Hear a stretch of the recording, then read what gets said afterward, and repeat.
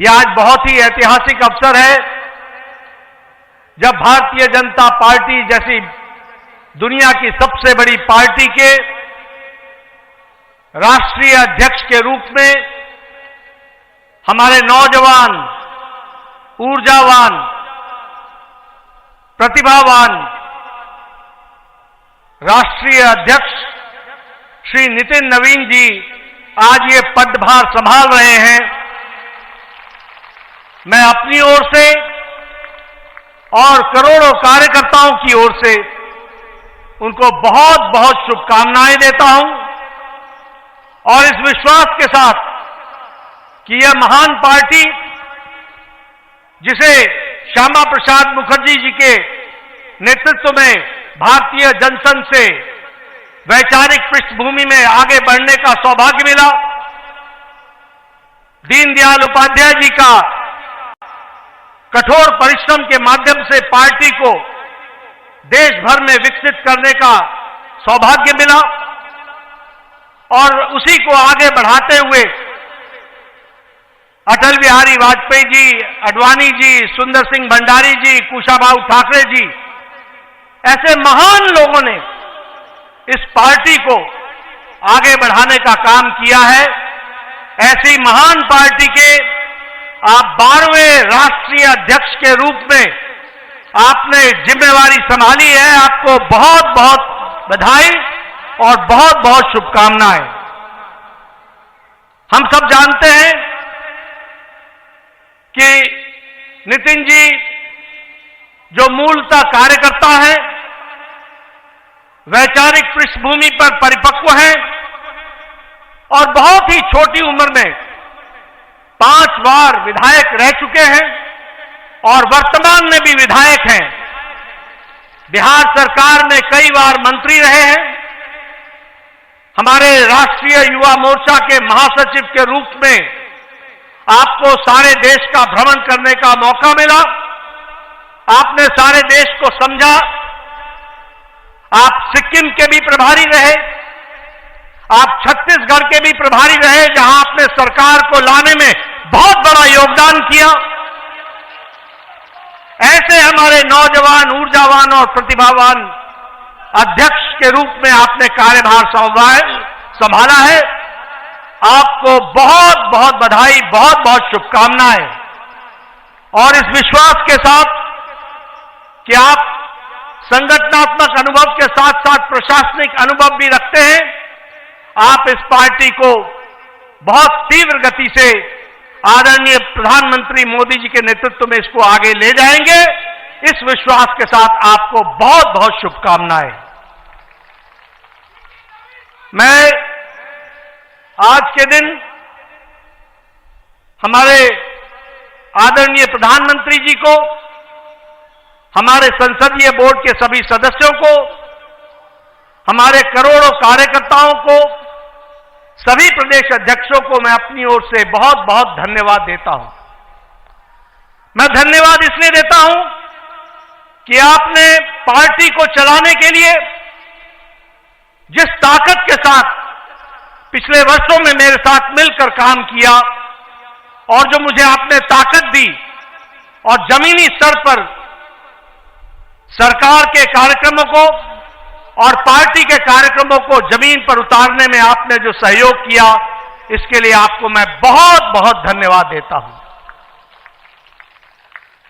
मैं विशेष करके प्रधानमंत्री मोदी जी को धन्यवाद देना चाहता हूं, जिन्होंने हर पल, हर मौके पर, हर छोटी और बड़ी बातों की बारीकियों को आपने संभाल करके पार्टी को दृष्टि देते हुए कार्य करने का जो सुअवसर दिया और जो आपने ताकत दी, उस कारण से हम इस कार्य को कर पाए। आप देश के प्रधान सेवक होने के बावजूद भी, अति व्यस्त रहने के बावजूद भी, आपने पार्टी की छोटी छोटी बारीकियों पर ध्यान देकर के पार्टी को आगे बढ़ाने में पूरा योगदान जो दिया, उसके लिए मैं विशेष करके आपको धन्यवाद देना चाहता हूं। मित्रों, हमें यह ध्यान रखना चाहिए कि 2014 से आदरणीय प्रधानमंत्री मोदी जी के नेतृत्व में जो ये भारतीय जनता पार्टी का विजय यात्रा, विजय रथ चला है, वो बिना रुके हुए आगे बढ़ रहा है।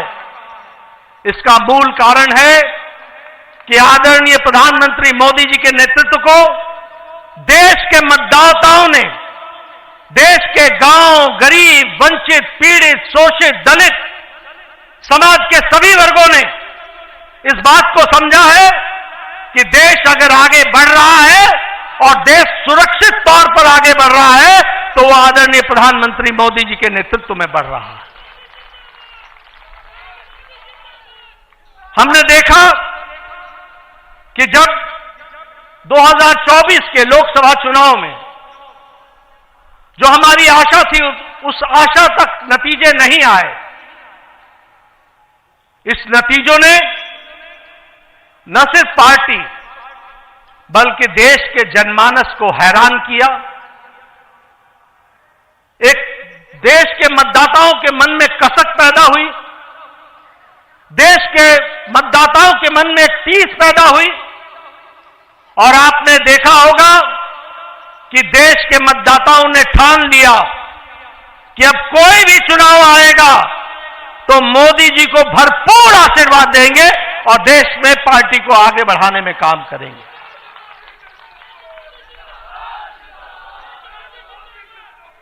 मुझे याद है 2024 के लोकसभा चुनाव के बाद विपक्ष के हौसले हरियाणा चुनाव में बुलंद थे। वो चुनाव के नतीजों के पहले ही मिठाइयां बांटने का इंतजाम कर रहे थे। उनको यह मालूम नहीं था कि देश की मतदाताओं ने और हरियाणा के मतदाताओं ने तय कर लिया है, जो कभी ओवर कॉन्फिडेंस के कारण थोड़ी मोड़ी छोटी मोटी त्रुटि रह गई थी, उसको बाकायदा सूद समेत वापस देंगे और वह हरियाणा के चुनाव में उन्होंने करके दिया है। हमने देखा महाराष्ट्र में रिकॉर्ड जीत आदरणीय मोदी जी के नेतृत्व में हम सबको मिली। हमने देखा हम यहां पर विजय उत्सव मनाते थे। विजय उत्सव में बार बार दिल्ली के कार्यकर्ता आते थे, लेकिन दिल्ली के कार्यकर्ता अपना दिल्ली का उत्सव नहीं मना पाते थे।